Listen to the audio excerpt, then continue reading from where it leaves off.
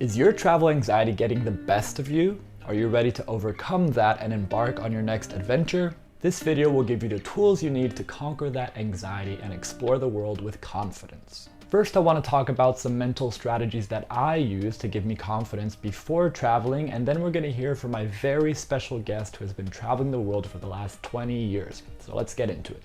One of the most important things you'll learn today is to just follow your gut. When I'm pondering about where I want to travel to, or if I want to travel at all, here, there, staying or going, one of those options always interests me and excites me more than the other. And ultimately, that is the one I follow. And honestly, most of the time, there's not even a logical explanation. A good exercise can be to close your eyes and just see where you imagine yourself. Which option are you most drawn to? Which one is pulling at you and saying, come here and see me? Because ultimately, I think that's where you should go. By the way, if this is your first time on the channel, my name is Art, but you can call me Gringo, and I've been solo traveling the world for the past 10 years, and I want to teach you to have your own epic adventure without breaking the bank, of course. Another strategy I tend to use is the no regrets strategy. If I'm trying to choose between two destinations or even two life choices, I always think to myself that ultimately I'm going to follow through on one of them, and I will never know what my life would have been like had I chosen the other one.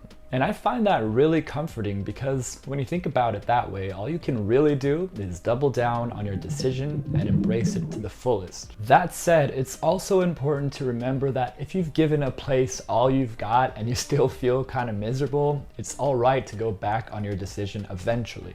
I call this the U-turn strategy. Because now that you've actually been to that country and had that experience, you can say with authority that it just isn't for you. And the other option that you didn't choose at first will most likely still be waiting for you, and you can always go back to it. Because it's perfectly okay and normal to have a change of heart. Another super important strategy that I often use is something I like to call fear to fuel.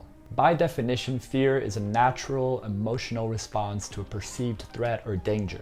So if you're afraid of traveling by yourself, it may be because you're focusing on the negative aspects of the trip. Let me give you a few examples. Let's take a fear.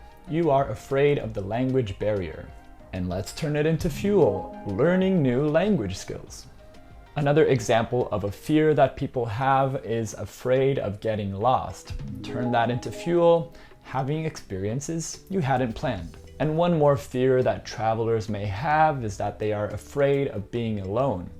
Turn that into fuel and you will be making many new friends. Even terrible experiences like getting food poisoning or getting scammed will teach you valuable travel lessons that in turn will make you a better traveler. So it's important to embrace even the most negative experiences because they're gonna help you feel less anxious next time you travel, you're gonna make wiser decisions and just feel more prepared overall. For example, I recently learned that when in El Salvador, it may not be a good idea to eat the cabbage slaw that's just been sitting in the sun all day.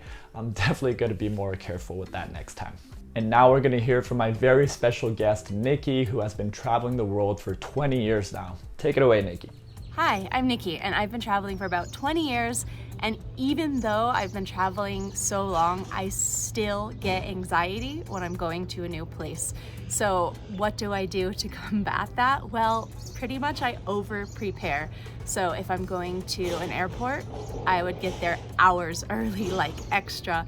If I'm going to a new place I've never been, I will do a ton of research, read blogs, watch YouTube videos, find as much information as I can, down to how to get a taxi from the airport to town. Like, I like to have those details, and those details make me feel calm. Like when I get off the plane, I know exactly what to do.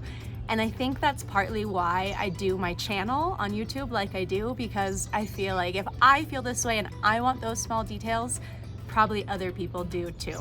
So I always arrive early, I do a ton of research, and I really take my time with packing. I don't like to rush anything. I always give myself more time than necessary.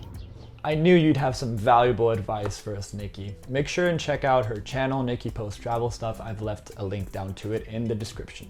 Now that we've motivated you for your next travel adventure, I want you to know that it's very possible to travel the world on a low budget. And if you watch this video here, you're gonna learn some of the ways that I've been doing it for the past decade. So let's continue this conversation. I'll see you over there in 3, 2, 1.